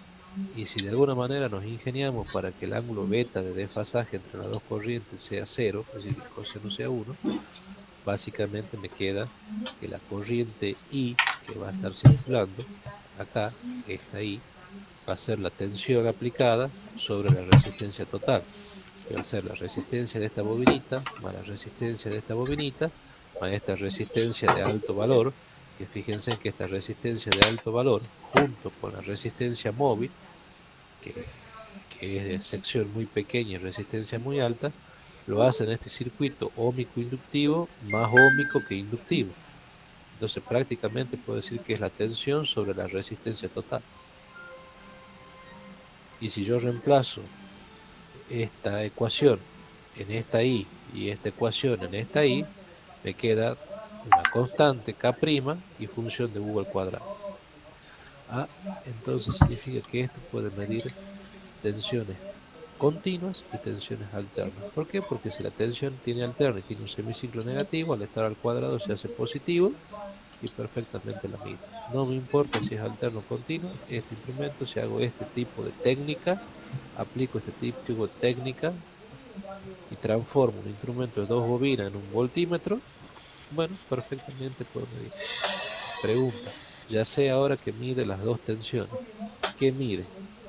¿Valores eficaces? Sí, mide valores eficaces. Cuando mido en continuo, bueno, el valor que tiene. Cuando mido en alterna, valor eficaz. ¿Sí? Otro esquema que está acá. Ustedes me preguntarán, y bueno, ¿qué es esto que está acá? Bueno, yo en vez de poner una sola resistencia, puedo poner dos. Entonces fíjense en que si pongo un borne común A y en vez de poner un borne B, pongo un borne B1, B2, B3 y le voy intercalando resistencias de alto valor de forma tal de tener diferentes tipos de alcance.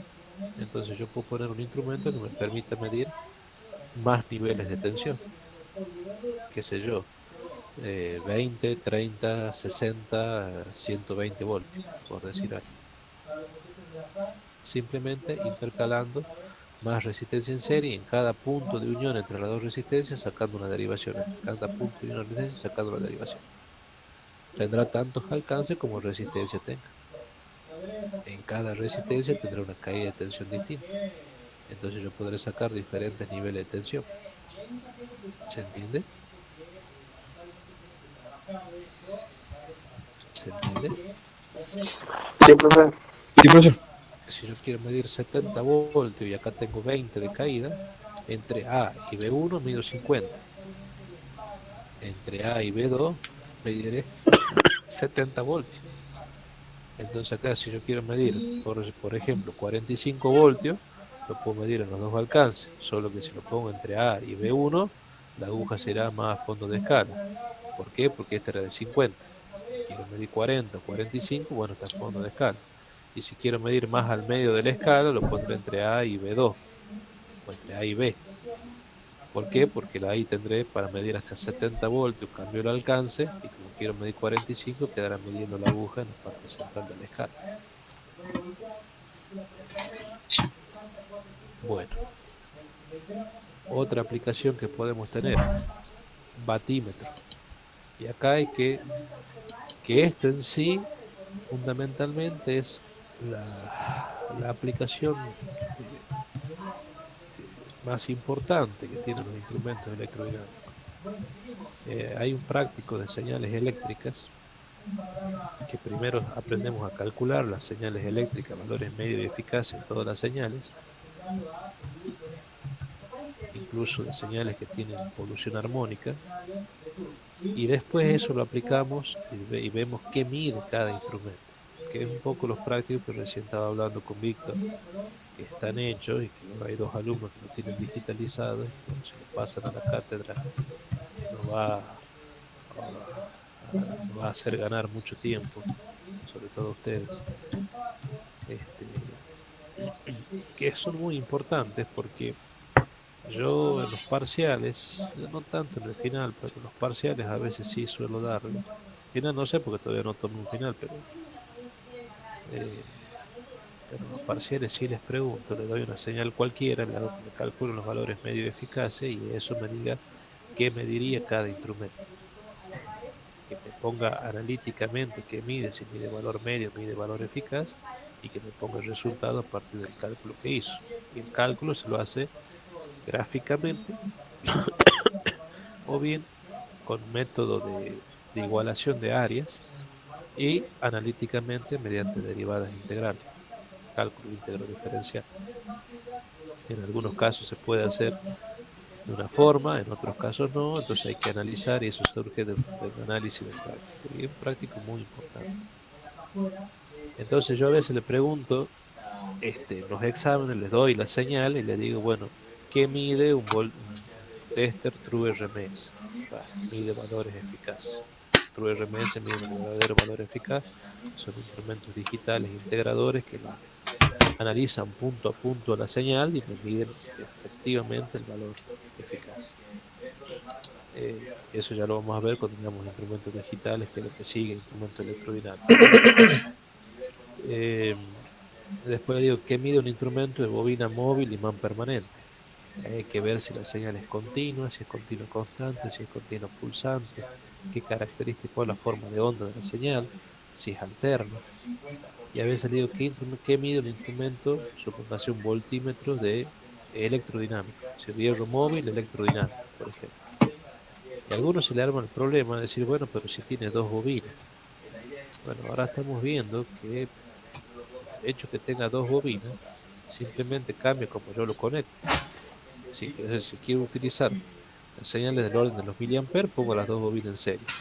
Si la tensión quiero medir como tensión, también pongo las dos bobinas en serie, pero con una resistencia adicional de alto valor ohmico. Y si quiero medir esto como amperímetro, pongo las dos bobinas en paralelo. O sea que perfectamente mide. Entonces ahí tienen que tener claro qué es lo que mide cada uno. Entonces, a veces son preguntas un poco capciosas que van, pero que en definitiva remite a este análisis que estamos haciendo. Ahora, la aplicación real que tiene esto, y más práctica, eh, difícilmente sería poco inteligente, eh, salvo que no me quede otra, tomar un instrumento y bueno, hacer estas técnicas de conexionado para medir tensiones o corrientes. Directamente lo que hago es utilizar, a saber si quiero medir valor eficaz y bueno, pongo un tester, una pinza amperométrica, un tester digital.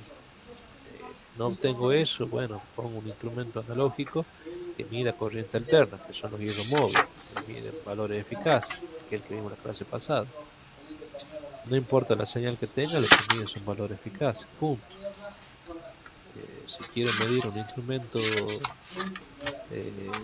quiero medir corriente continua, y bueno, puedo poner un instrumento de hierro móvil o puedo poner un instrumento de bobina móvil y imán permanente. ¿Quién va a ser más exacto? El de bobina móvil y imán permanente. Y ya está. Pero si tengo de dos bobinas, generalmente se lo usa, la aplicación más difundida y más inteligente es aprovechar las dos bobinas y medir potencia. Entonces yo tengo, por ejemplo, que medir una potencia monofásica y tengo una impedancia de carga. asumamos que la impedancia de carga sea la más común que hay, que son medir cargas eh, resistivo-inductivas, RL, son las cargas más comunes que existen, que va a estar representada por esta impedancia carga Z6, por la cual va a circular una corriente carga IC. El instrumento va a tener dos bobinas y una resistencia, en serie siempre con la bobina de tensión. Esa resistencia generalmente de alto valor. Entonces habrá una corriente IF que pasa por la bobina fija, una corriente IM que pasa por la bobina móvil y una corriente IC que va por la carga. ¿Qué es lo común que tenga un circuito? Una tensión U aplicada. Esa tensión U va a estar está acá dibujada en azul. Y bueno, acá analicemos. La bobina móvil tiene, si bien tiene una reactancia, a los fines de este batímetro ideal, podemos decir que esa reactancia, ese valor óhmico XLM, XLM de la bobina móvil es muy chiquitito en comparación de la resistencia que tiene esta bobina y de la resistencia encima que yo le adiciono que es de alto valor. O sea que prácticamente esta rama es inductiva. Entonces acá habrá una caída de tensión que la estamos considerando despreciable porque esta resistencia de la bobina fija es bajita, entonces podemos decir que prácticamente esta tensión U está aplicada a esta rama que está acá, UAC, AC, y prácticamente la corriente IM está en fase con U. Y la corriente IF va a estar retrasada un cierto ángulo phi, pero a su vez las dos corrientes IM y F tenían un ángulo de desfasaje beta. O sea que el ángulo phi de la carga prácticamente es el mismo ángulo de desfasaje beta entre las dos corrientes. Entonces, si M está en fase con U y además IF, que está acá, es aproximadamente igual a IC, ¿por qué decimos que es aproximadamente igual a IC? Porque al ser esto una rama, que es aquellos elementos que están comprendidos entre dos nodos de un circuito, es sumamente elevado en cuanto al valor óhmico, esta corriente IM, además de tener una característica prácticamente resistiva, donde la corriente va a estar prácticamente en fase con la tensión, a su vez el valor de corriente va a ser muy pequeño. Entonces podemos decir que esta corriente por aquí es despreciable y la corriente IF es igual a la corriente IC. Si aplicamos nuestra ecuación, que ya la determinamos para este tipo de instrumento, podemos decir que el coseno de beta es prácticamente igual al coseno de phi. Y también podríamos decir que 1 sobre K era una constante. Podemos decir que hay una dependencia directa con la tensión porque IM depende de la tensión U, que a su vez esa corriente IM es prácticamente igual a la corriente IC, y después nos queda la corriente IC que circula por la corriente K. Entonces básicamente nos está quedando que la deflexión de la aguja sobre la escala cuando utilizamos las dos bobinas, una por la cual circula corriente y la otra por la cual también circula una corriente pequeña que responde de forma proporcional a la tensión aplicada, podemos decir que una depende de U, la otra depende de IC, y el coseno de beta, que es el desfasaje entre las dos corrientes, prácticamente es el coseno de phi. O sea que lo que estamos midiendo, o lo que este instrumento mide, es potencia eléctrica, porque U por I coseno phi, que era potencia activa. Si nosotros recordamos los triángulos que vimos en electrotecnia, prácticamente esta era potencia activa. U por I coseno phi. ¿Se entiende? Y F es prácticamente IC. O sea que IF es prácticamente IC. Y IM responde o es proporcional a la tensión. Todo lo demás es una constante, que la aglutinamos una constante K'. Entonces decimos que esto responde a tensión y a corriente. Una corriente va en representación de la tensión, la otra corriente que circula por la carga es prácticamente la corriente por la bobina fija. Entonces de esta ecuación migramos a esta ecuación y decimos que esto que no se entiende qué es, ahora cuando utilizamos las dos bobinas y circulan corriente por las dos bobinas, decimos que la deflexión de la aguja sobre la escala prácticamente responde a la potencia activa P que se está consumiendo en esta impedancia. Si nosotros, por ejemplo, acá tenemos el circuito más común que podemos encontrar en la práctica, que es un circuito RL, donde se disipa potencia activa, en la resistencia en serie, no en la bobina, porque la bobina en sí almacena energía en su campo magnético, en medio de L por I cuadrado. ¿Dónde se disipa potencia? Bueno, fundamentalmente en la resistencia. Y esto U por I coseno phi, ustedes lo han visto, creo. Ya no sé bien qué han visto y qué no, pero creo que lo tienen que haber visto en Electrotecnia 1. Y le tienen que haber explicado que hay ecuaciones que se hace a partir de las integrales, o sea, se ven los diferentes tipos de casos, se saca las potencias PDT en función del tiempo para cada uno de los casos, y luego se sacan los valores medio y eficaz. Y cuando ustedes aplican la ecuación de valor medio, que es valor medio igual a 1 sobre t integral de 0t de la potencia PDT que han determinado para cada caso, para cada circuito, cuando hicieron el análisis en el dominio del tiempo por diferencial de t, que puede ser un RC, un RL, lo que sea, ustedes van a llegar a una ecuación que va a ser un máximo sobre 2 y máximo sobre 2 coseno de phi. Y si ustedes saben que los valores máximo y eficaces se relacionan a través de raíz de 2, donde ponen valores máximos pueden poner eficaz por raíz de 2. Los raíz de 2 con los raíz de 2 se multiplica, se vuelven 2, se simplifica con el de abajo y me queda U por I coseno phi. Eso lo han visto en electrotecnia. Díganme que lo han visto, por favor, si no me muero de un espanto aquí. Sí, sí, eso sí lo veo. Sí, profe. Entonces, este instrumento ahora responde a eso que está acá. Eso es lo que pasa, chicos, en un batímetro ideal. ¿Qué pasa en un batímetro real? Que aparece un ángulo psi, KSI, que es este que está acá, que no es epsilon como dicen los chicos, sino psi con K, psi, no confundirlo con el psi, que también se representa en enlace de flujo, esto es psi. La corriente IM no está en fase con U. ¿Por qué no está en fase con U? Porque este tiene una pequeña inductancia. Y esa pequeña inductancia, si estamos analizando una alterna, tiene una pequeña reactancia. Entonces esto, está bien, nosotros en una aproximación, como hicimos en el caso anterior, lo podemos considerar a esta rama totalmente resistiva, pero resulta que no es totalmente resistiva. Hay un pequeño desfasaje. Entonces esta corriente, si lo vamos a poner quisquilloso, no está IM, no está en fase con U, está un poco desfasada. Entonces la potencia verdadera es U por I coseno phi, se disipa acá. Y nosotros dijimos que eso era lo que nosotros indicábamos. Y mentira, porque en realidad lo que nosotros indicamos es U por I coseno de phi menos psi. Esto es lo real que mide nuestro instrumento. Y esto es lo verdadero.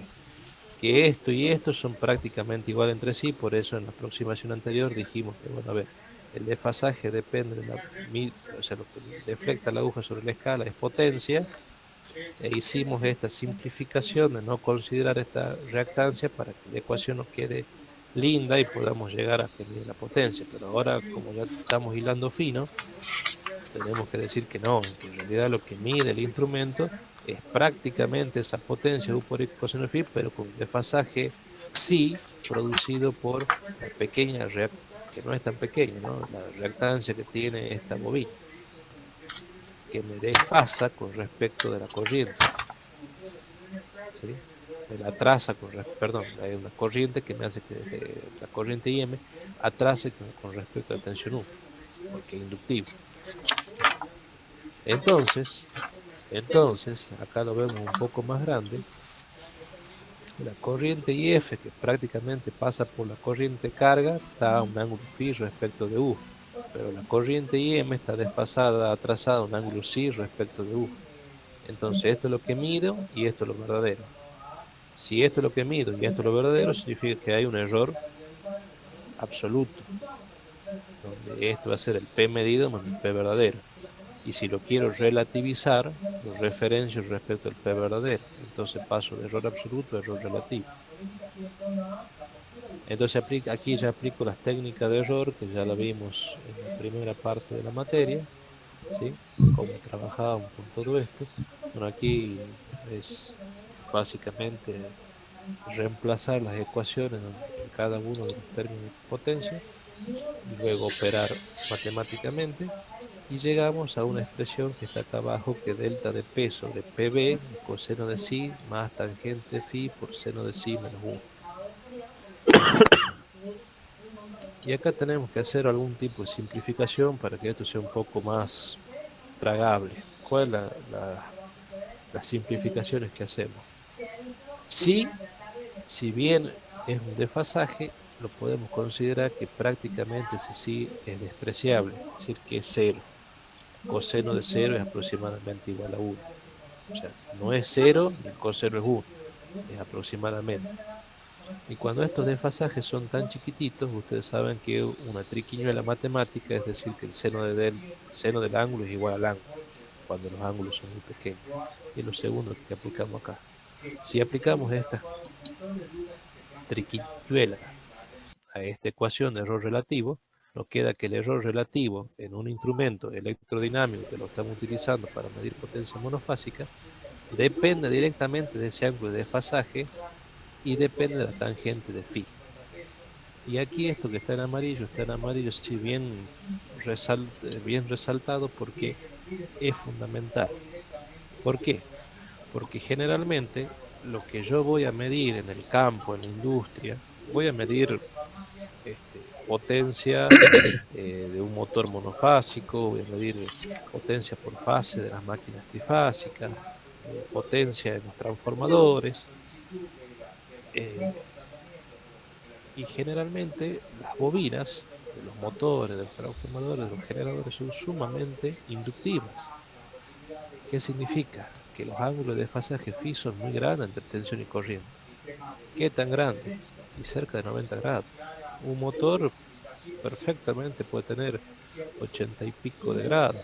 Un transformador mide en el lado de baja de un transformador, incluso le pueden poner un analizador de energía o bien un osciloscopio y ver los desfasajes. Con un analizador se ve muy bien. Tienen ángulos de cerca de 90 grados de desfasaje. Entonces, chicos, con esos grados de desfasaje, la tangente de phi se hace muy grande. Si aumenta phi, aumenta la tangente. Si aumenta la tangente, me aumenta el error. O sea que cuando mido cargas que son muy reactivas, el error se me dispara. Entonces puede ser que cuando mido potencia estoy midiendo, sí, vatios, pero con muchísimo error.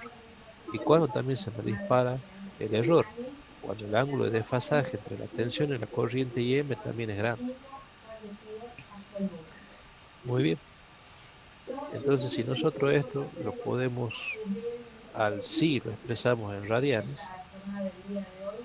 eh, y supongamos que el sí esté en el orden de los minutos. Supongamos que sea el error de un minuto. Un minuto son 0,003 radianes. Recuerden que un pi radian es 180 grados, 2 pi radianes son 360 grados.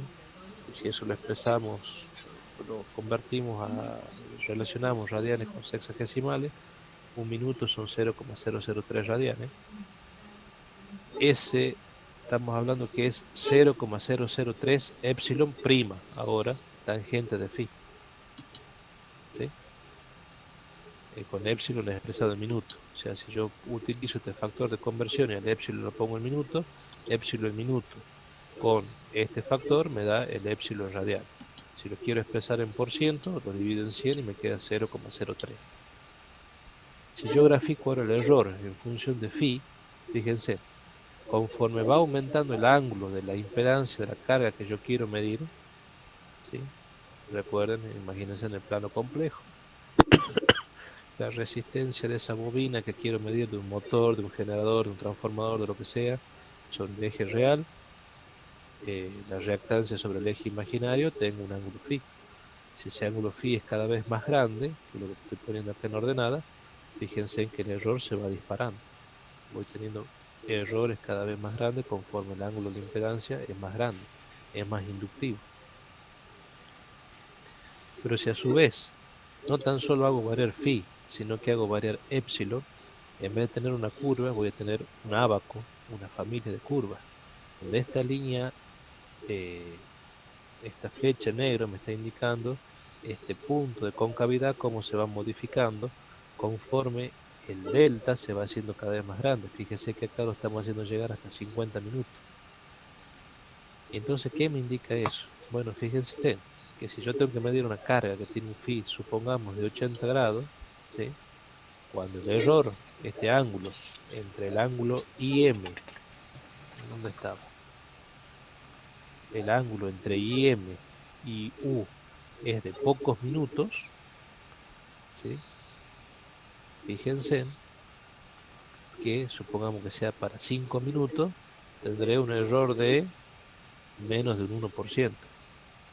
Pero si por alguna razón, cuando hago la construcción de mi equipo, entre la corriente IM y la tensión U, tengo un ángulo psi que sea muy grande, supongamos exageradamente el caso extremo, 50 minutos, o sea, esos 50 minutos lo pongo en epsilon prima y lo multiplico por 0,03. Bueno, fíjense en que el error se me dispara de menos de un grado a 8 grados, a 8%, perdón, de menos de un 1% a un 8%. Se dispara un 7% el error. Entonces, conclusión, y eso es muy importante, cuando midan cargas resistivas e inductivas, que son típicas, por ejemplo, en máquinas eléctricas, ojo, ojo con los batímetros, ojo, porque miden mal. El año pasado, con los chicos de máquinas eléctricas, al margen de, fíjense en que un 8% es un error considerable. Tener un epsilon de 50 minutos es una exageración porque no tenemos epsilon tan grande, o sea, desfasaje entre IM y U tan grande. Generalmente son más bajos y los errores son relativamente bajos, ¿no? Eh, por supuesto que eso también depende de la calidad y de la clase del instrumento. Cuando mejora la clase, el epsilon tiene que ser cada vez más chiquito, hay mejor precaución en cuanto al diseño del equipo y los errores son bajitos. Pero nosotros el año pasado aplicamos el método de los 2 batímetros, cargas ómicas capacitivas y ómicas inductivas. En el caso de ómica inductiva, en ese año yo dictaba, el año pasado yo dictaba máquina y dictaba instrumento, entonces tenía la posibilidad de, eh, cuando queríamos hacer análisis sobre cargas ómicas o inductivas que no tenemos en el laboratorio, usamos directamente la experiencia de máquinas eléctricas, el lado de baja del transformador que está conectado en la estrella. No podemos hacer triángulo también, pero hacíamos una estrella, que era lo más fácil que teníamos para medir. Y en instrumento hacíamos el caso que faltaba, que eran cargas ómicas capacitivas. Bueno, este año lo vamos a hacer con cargas ómicas capacitivas en el laboratorio, con cargas ómicas inductivas utilizando el lado de baja del transformador de uno de los transformadores que está en la estrella. Entonces, ¿qué vamos a ver, chicos? Bueno, que en el caso de los instrumentos que lo habíamos hecho no con electrodinámicos, sino con instrumentos de hierro móvil, hay distorsiones, más allá de que el instrumento está fuera de clase, hay distorsiones, las curvas que se obtienen, que por ejemplo después nosotros lo hicimos con el analizador de redes, tomando los valores del analizador, pero las curvas se suavizan una barbaridad. Entonces, ¿por qué? Porque los instrumentos analógicos, en particular los electrodinámicos, eh, que lo utilizamos como un método que ya lo vamos a estudiar, que se llama método de los 2 batímetros, que es para medición de potencias totales trifásicas, eh, están supeditados al tipo de carga. El tipo de carga introduce error y esos errores después se reflejan en las curvas que uno obtiene. Porque si los instrumentos fuesen de calidad y estuvieran perfectamente calibrados y dentro de la clase, bueno, esos errores no se disparan tanto y eso haría que los puntos se corrijan muy bien cuando uno traza las curvas en máquinas eléctricas.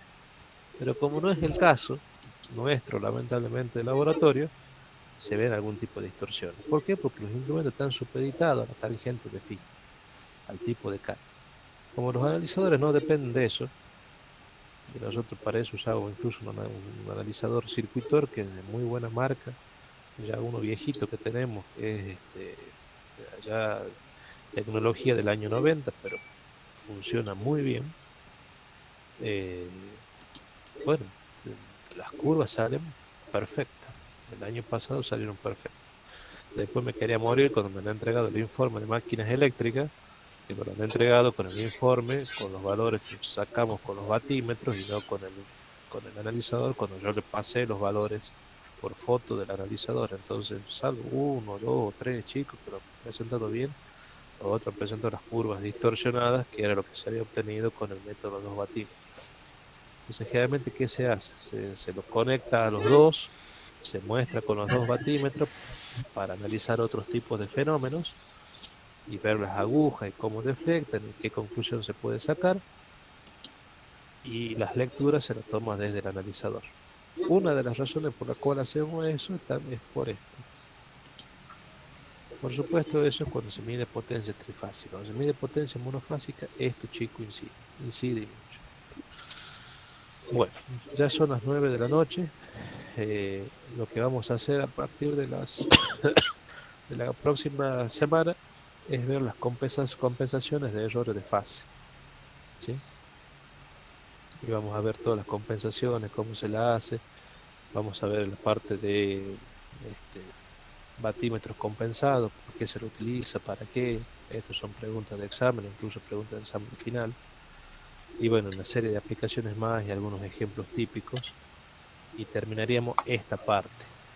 Y nos estaría faltando otra clase más para terminar la segunda parte de instrumento electrodinámico. O sea que con instrumento electrodinámico vamos a trabajar toda la semana que viene, ¿sí?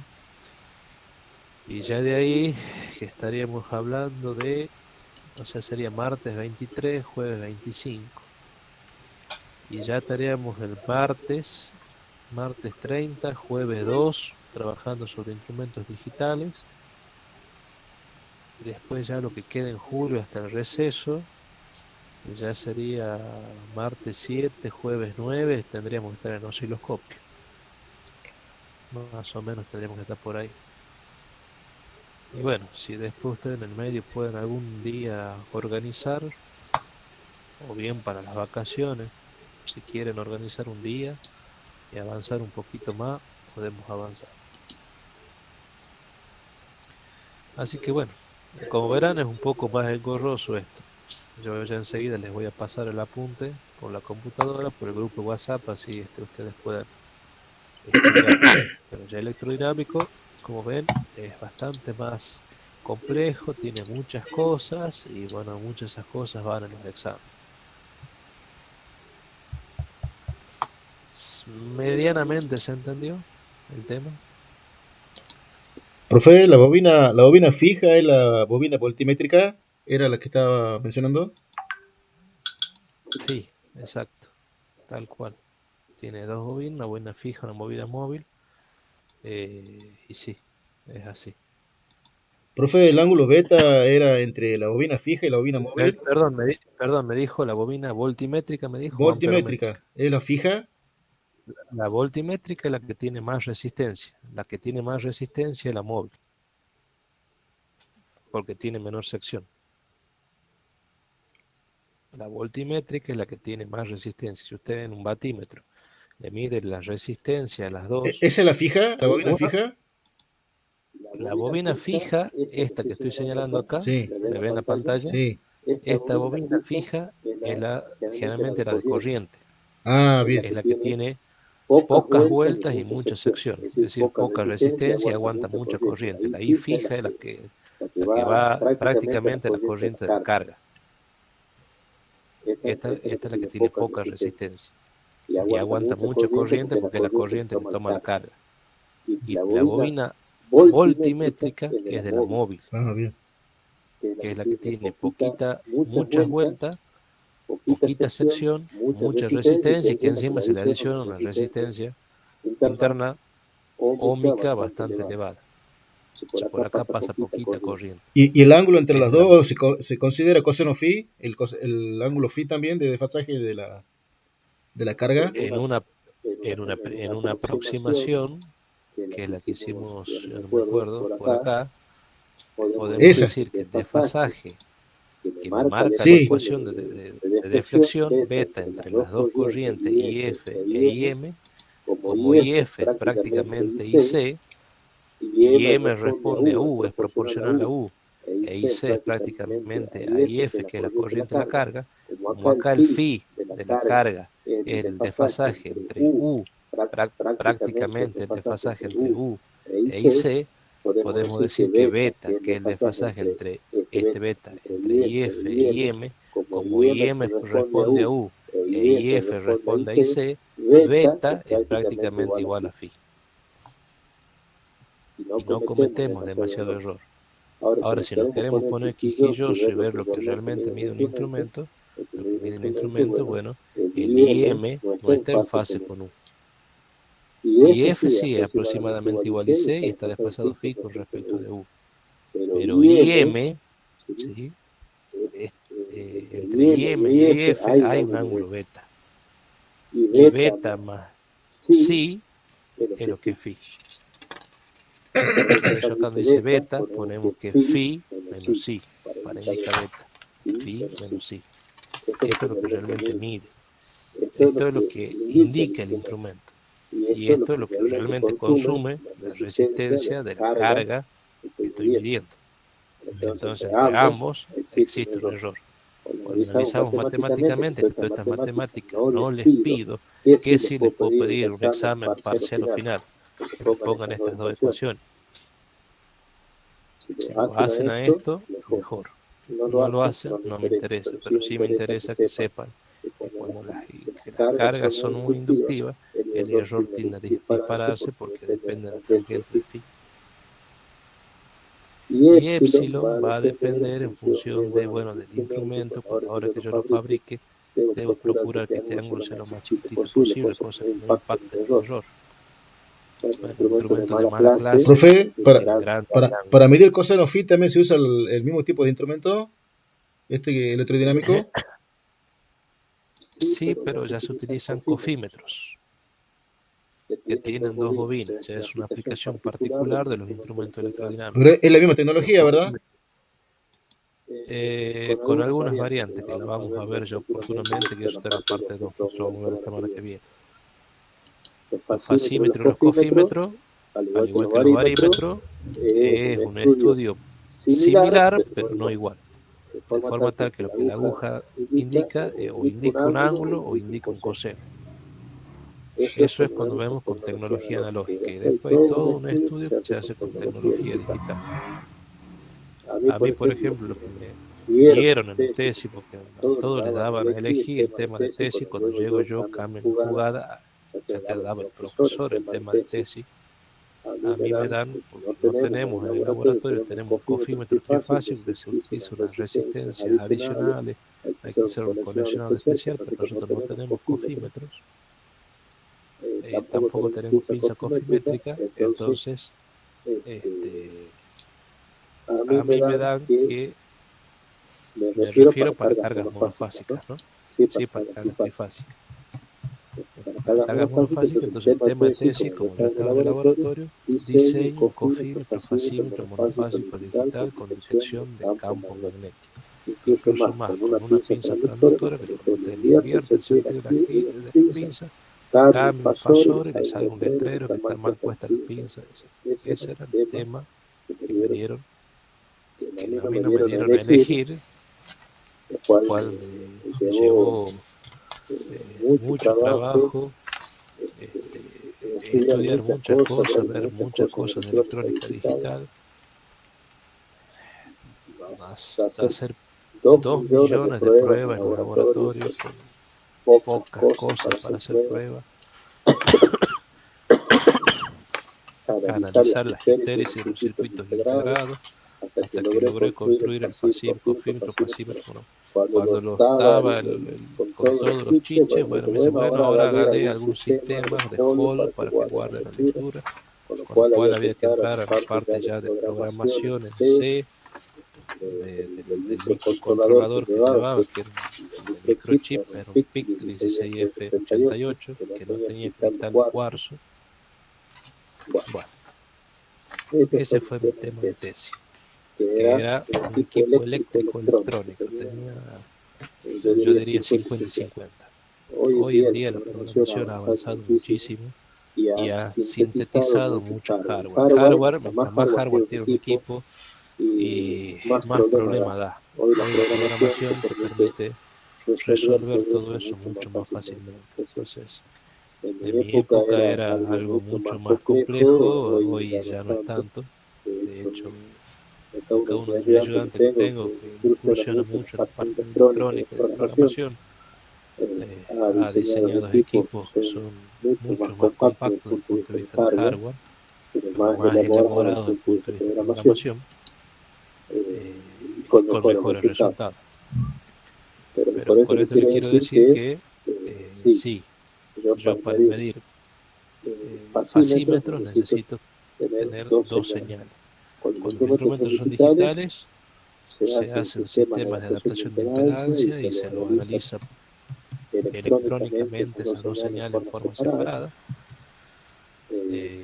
Tengo que tener dos sensores, digamos, que yo me acuerdo que en su momento usé lo que me entregaba la pinza transductora como una señal proporcional a la corriente, y utilicé la salida de un transformador, lo que era una señal proporcional a la tensión, y de ahí la analizaba electrónicamente en la circuitería electrónica que se había diseñado, con un microcontrolador que era el cerebro del equipo.